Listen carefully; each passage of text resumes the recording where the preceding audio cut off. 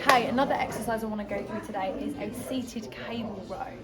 So too often than not, there's a lot of work in the biceps here and not a lot of work actually in the back. Very often you'll see something along the lines of here, lots of swinging and lots of throwing of the weight, where actually the whole movement becomes about what the biceps are doing. So to actually activate into the lats and work into that upper mid-back area, what you need to do is set the torso. So it's completely still, there's no movement here in the torso at all. And then from there, add a little stretch in here, and then as you come back, drive the chest forward, squeeze those elbows back.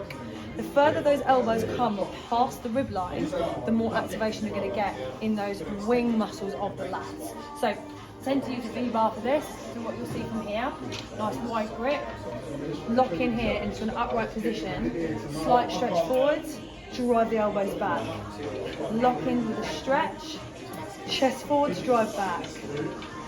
So from here there's the drive back there, so the elbows come, stretch the lats and drive it beyond the midline. So what's really nice about this bar is you can pull your chest through that V shape of the bar, and that way you're going to get more activation and more work in your legs.